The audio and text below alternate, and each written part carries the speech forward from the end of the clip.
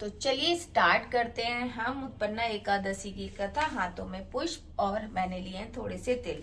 ठीक है, तो कथा इस प्रकार है।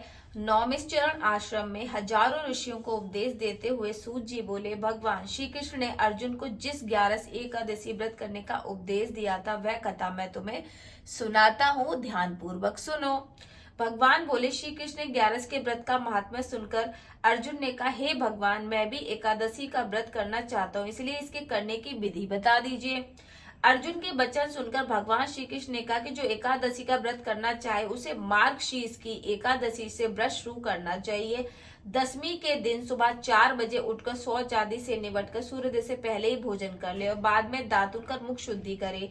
इसी प्रकार प्रतिदिन सोते समय अच्छी बातों का स्मरण करें, दांतों को साफ करके शयन करते समय भगवान का ध्यान करें, फिर सवेरे 4 बजे उठकर नित्य कर्म करके दातुन स्नादि कर भगवान का नाम स्मरण करें। इसके बाद शरीर पर मिट्टी लगाकर शुद्ध जल से स्नान का संकल्प बोले, हे भगवती, मेरे सब पापों को नष्ट करो। हे भगवान, आप मेरे सभी पापों को नष्ट कीजिए। हे अर्जुन, जिस एकादशी का व्रत करो उस दिन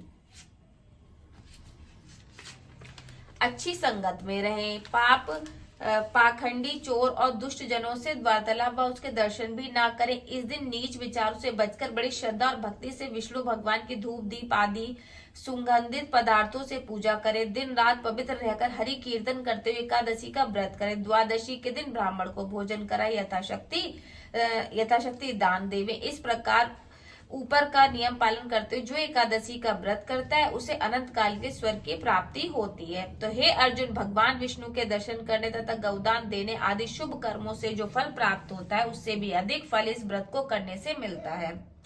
हजारों यज्ञ तपादि को छोड़कर एकादशी का व्रत का पालन कर जिसके काल के डर से मुक्त होकर संसार के सुखों के साथ स्वर्ग का सुख मिले। हे अर्जुन, बिना कुछ खाए बुराई से बचकर एकादशी का व्रत करने वाला इस संसार में अनंत सुखों को भोगता है और स्वर्ग को जाता है। अर्जुन बोले, हे भगवान, आपकी बातों को सुनकर मुझे कुछ संदेह हो गया, क्योंकि एकादशी का व्रत करने वालों को मैंने दुखी देखा है। सो इस कारण बताइए कि मेरे संदेह को दूर कीजिए। भगवान श्री कृष्ण बोले कि व्रत उपवास करने से शरीर निरोग रहता है। व्रत उपवास करने वालों को कभी दवा लेने की आवश्यकता होती ही नहीं है। इन व्रतों में एकादशी व्रत की सर्वश्रेष्ठ है। दूसरे व्रतों से लाभ यह बहुत सा अन्न धन बच जाता है तो स्वकाल में काम आता है। यह धन जो दीन दुखियों की सेवा में लगता है, इससे व्रत का उपवास करने वाले को सुख प्राप्त होता है। इतनी कथा कहने के बाद भगवान बोले कि हे अर्जुन, ध्यान से सुनो, मैं तुम्हें एकादशी की व्रत की असली सार बताता हूँ। अब सुनिए आगे।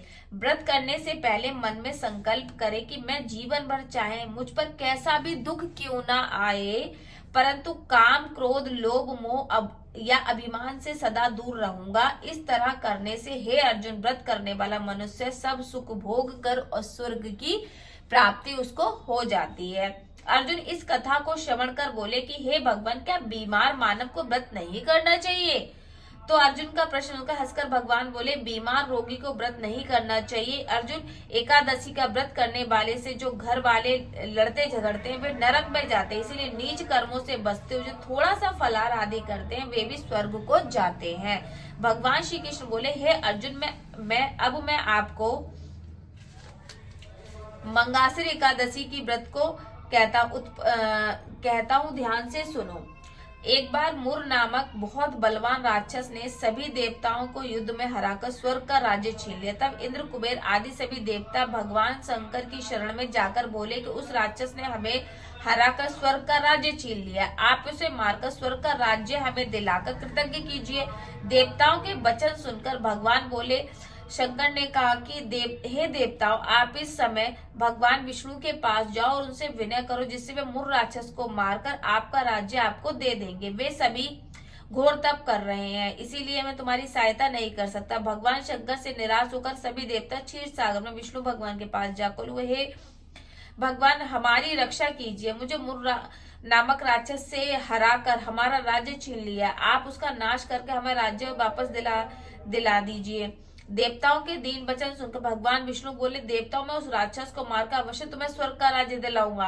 इस प्रकार कथा सुनते हुए भगवान श्री कृष्ण ने अर्जुन से कहा कि हे अर्जुन, भगवान विष्णु और मुर राक्षस में घोर संग्राम हुआ। भगवान ने सोचा कि अगर एकादशी के दिन राक्षस को मारता हूं तो देवता लोगों को दुखी होते हुए इस विचार में थे कि मुर राक्षस ने भगवान विष्णु पर भयंकर अस्त्र चलाया, जिससे घबराकर भगवान कैलाश की तरफ भागे।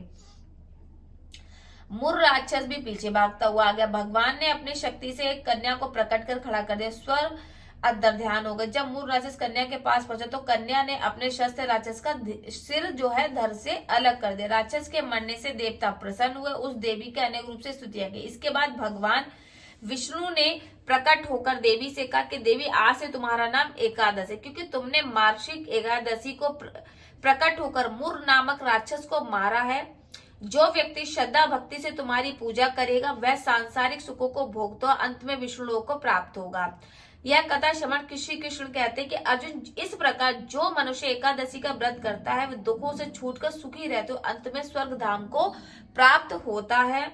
इसीलिए संसार में सब सुख को पाने के लिए एकादशी का दिन निहार कर द्वादशी के दिन दुखी ब्राह्मण को भोजन कराकर स्वयं करना चाहिए। तो देखिए, इस तरीके से आप एकादशी का व्रत कीजिए। ठीक है, तो ये थी छोटी सी उत्पन्ना एकादशी की कथा। तो चलिए अब मैं थोड़ी सी पूजा पाठ और कर लेती हूँ, फिर मिलती हूँ आपको थोड़ी देर बाद।